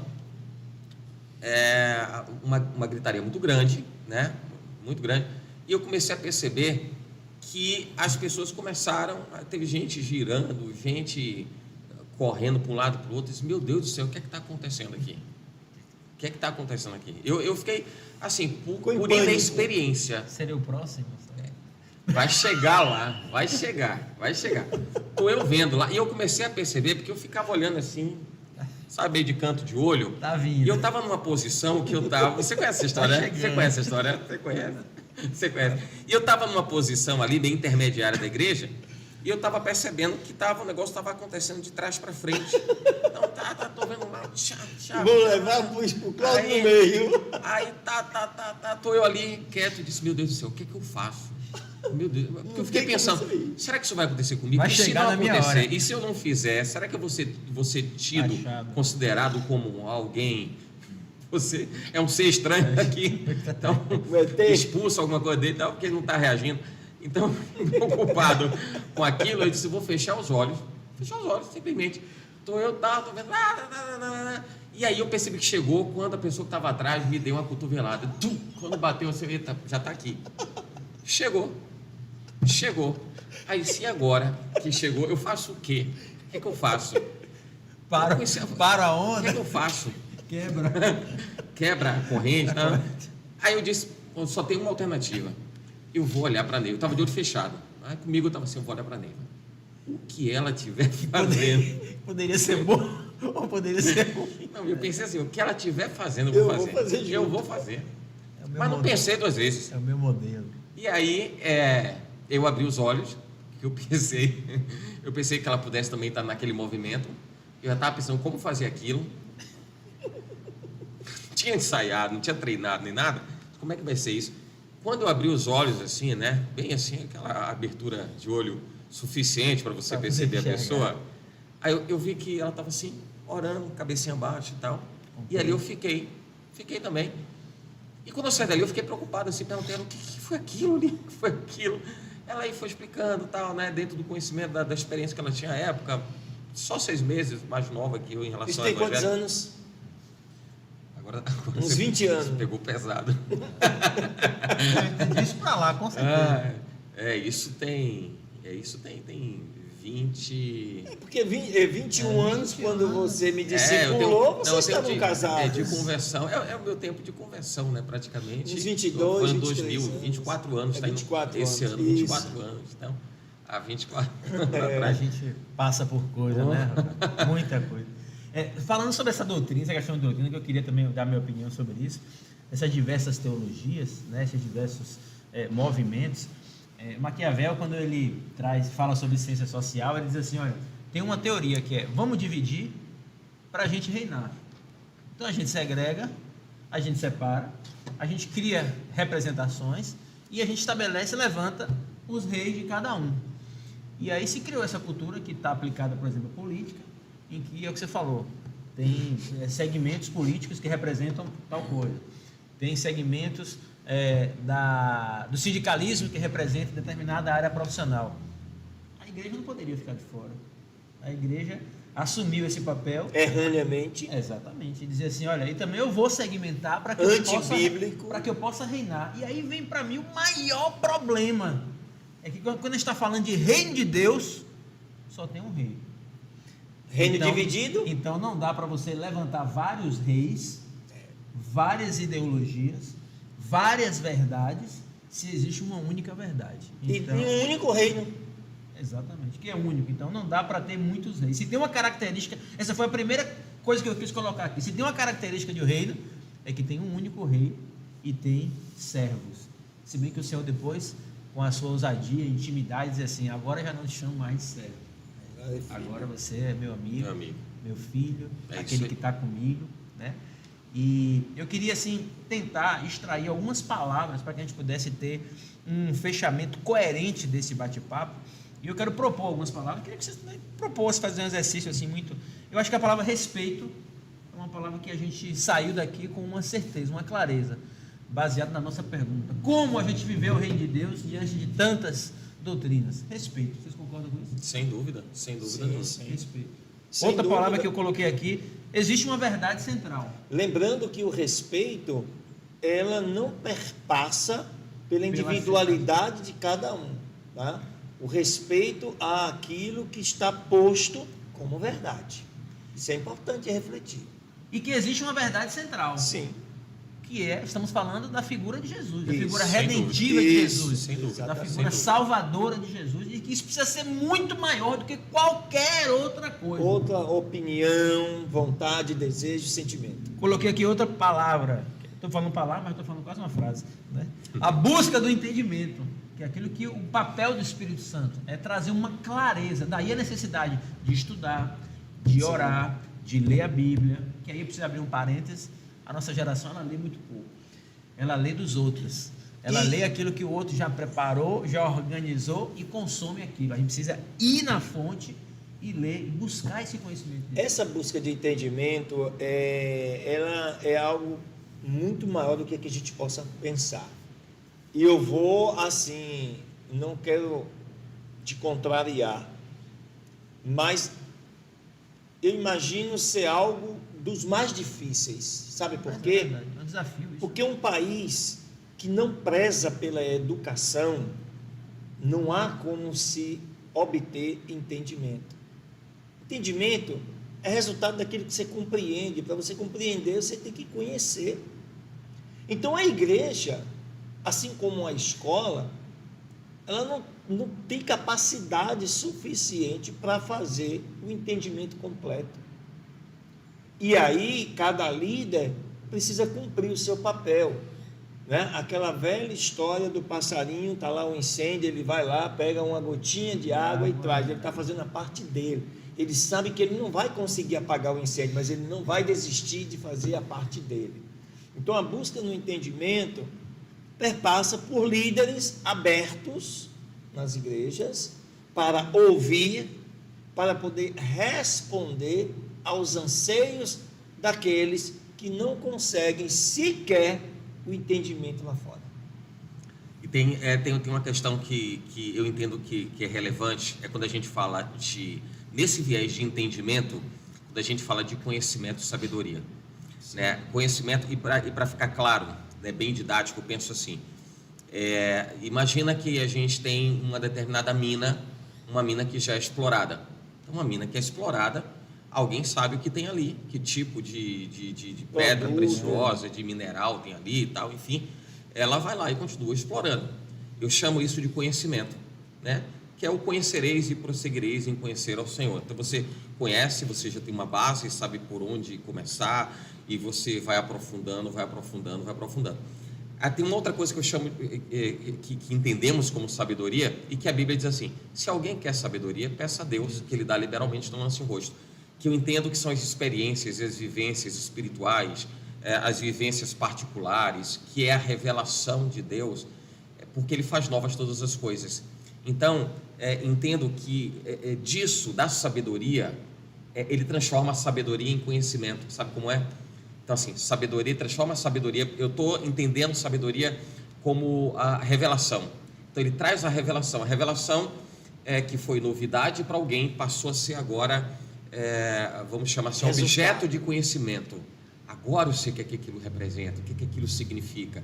Então, assim, busque conhecimento que tem fundamento naquilo que as pessoas já estudaram, já procuraram, que tem coerência, não é? que tem uma razão bíblica irrefutável.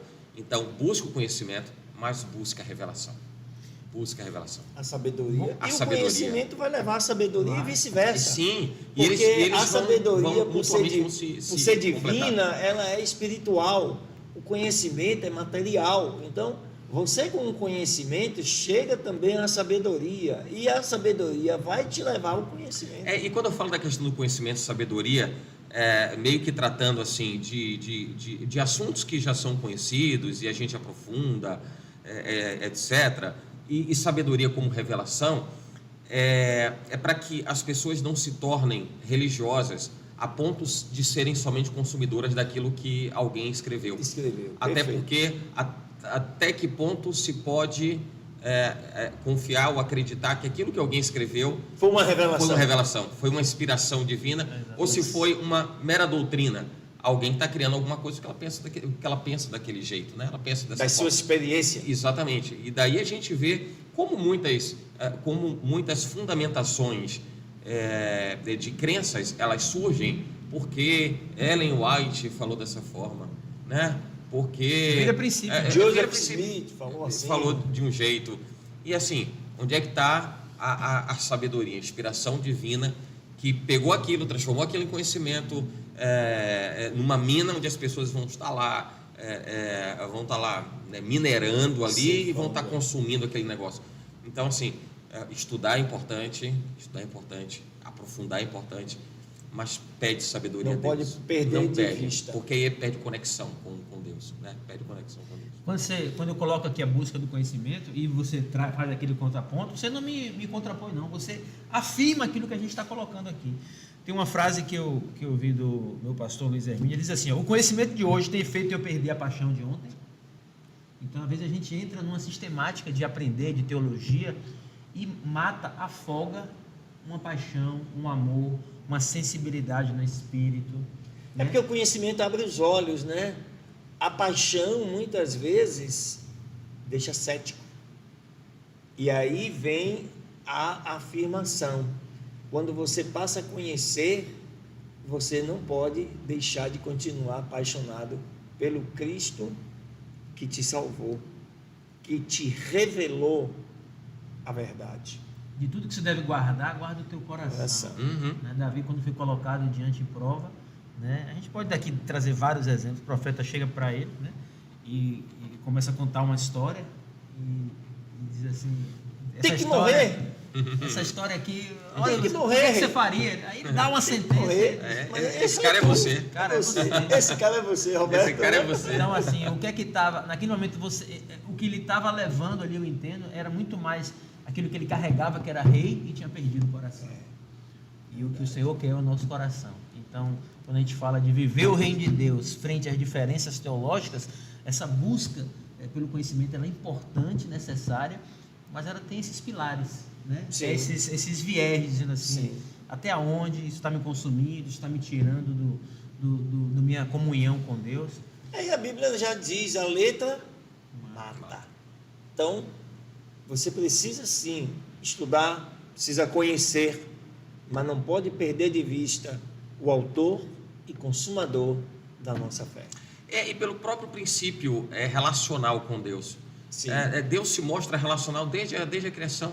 Então, o fato da leitura lá de Gênesis, de que Deus conversava na viração do dia, conversava com Adão, isso mostra o interesse de Deus, assim, e a vocação da relação entre Deus e a sua criação, Deus e o homem, para ser relacional. Para ser relacional. E às vezes o que acontece, quando o pastor Renato traz a fala do apóstolo Luiz Hermínio em relação ao conhecimento do hoje matar, né, a paixão de ontem, entra muito pela questão da maturidade. As pessoas têm desvirtuado a questão da maturidade,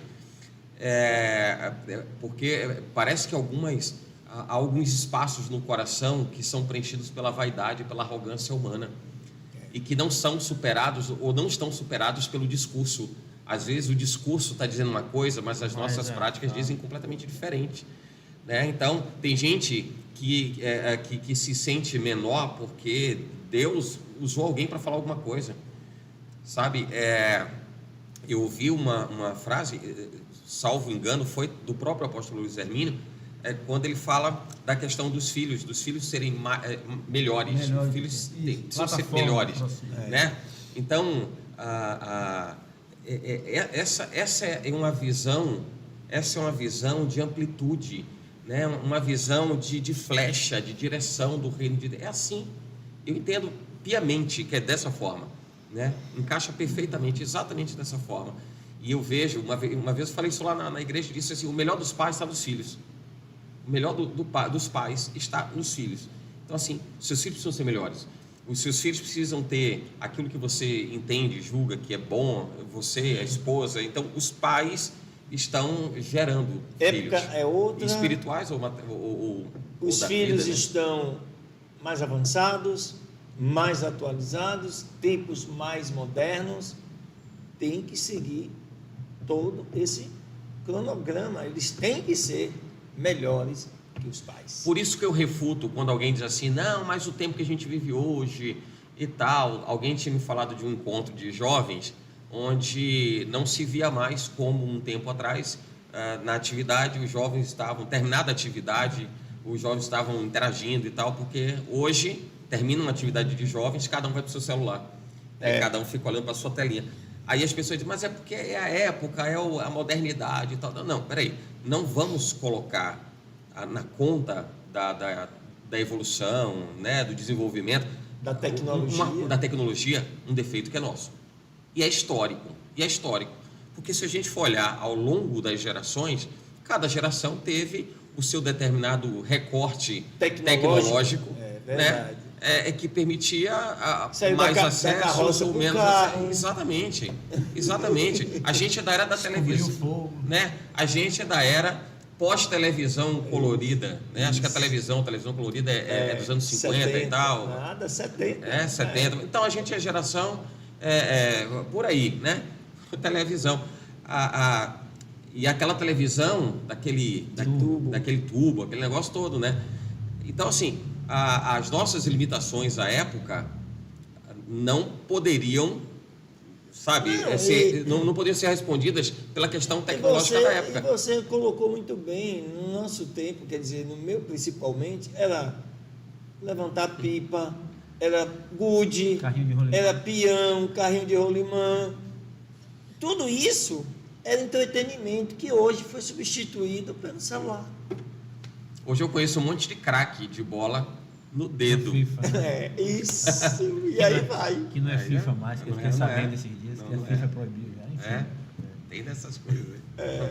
Rapaz, estamos aí quase 2 horas já de live, então assim, eu acho que nesse momento eu me dou assim por satisfeito.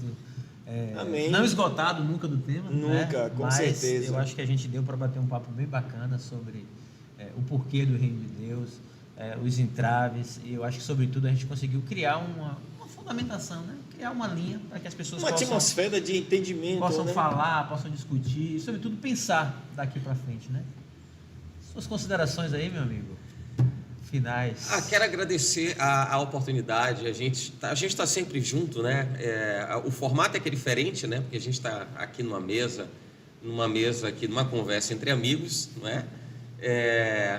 E é sempre uma oportunidade que Deus nos proporciona para que a gente possa compartilhar aprendizados, percepções.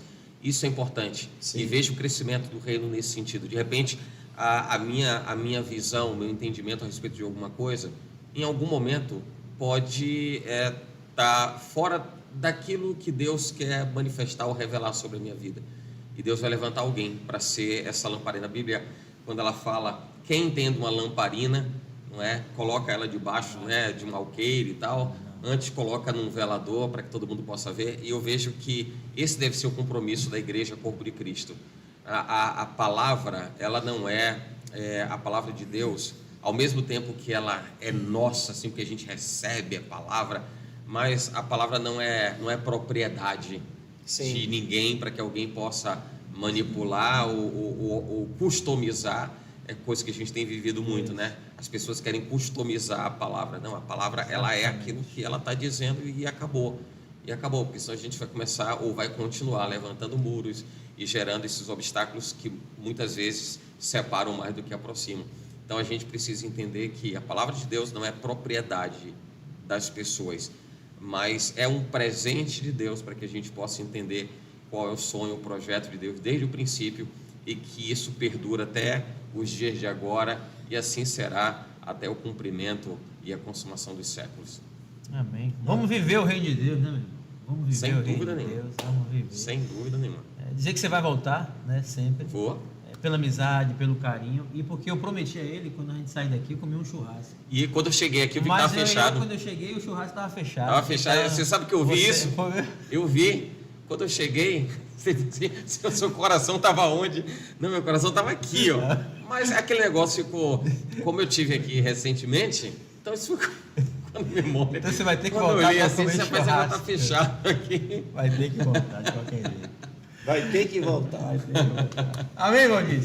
Amém. E pelo menos, né, as diferenças teológicas e doutrinárias possam terem sido compreendidas e despertadas naqueles que nos acompanharam para poder começar a ver que essas diferenças não podem nos afastar do reino de Deus, né? E se entre o afastar do reino e a diferença teológica, fique com o reino e não com as diferenças. Amém. Porque no reino, podem ter certeza, todos nós estaremos no mesmo pé de igualdade.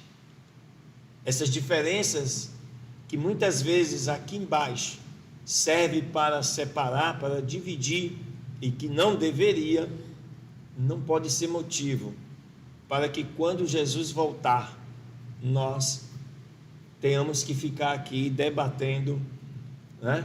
Se ele vai vir tocando trombeta, se ele vai vir montado a cavalo, se ele vai vir na nuvem. Ele vai vir, meu. Né? O importante é que ele prometeu que ele voltará, e eu creio nisso. Né? Amém. E o meu desafio, e eu acho que deve ser o seu, que ainda está aí conosco, é: vamos estar preparados para a sua volta.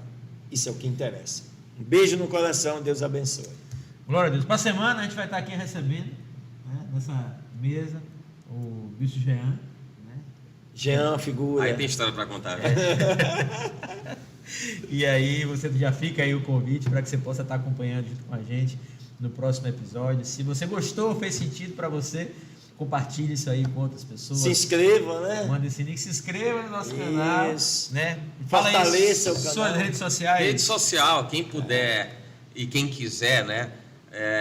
Tá ali com a gente também, enfim, no YouTube, tá? @claudio.pinheiro, tá? @claudio.pinheiro, e Instagram, que é o Cláudio Pinheiro Oficial, tá? Cláudio Pinheiro Oficial Instagram e @claudio.pinheiro no YouTube, ICPAV. tá? E CPAV, igreja, é CPAV Oficial no Instagram e @CPAV no YouTube. Então, para quem também quiser tá acompanhando, que a gente também, né, compartilha, enfim. Sim, sim. A Mas movimentação, é isso, a do movimentação reino do de Deus, reino, né? é isso. Amém. Amém. Deus nos abençoe. Glória a Deus. Boa noite. Até a Beijo próxima. no coração. Acabou?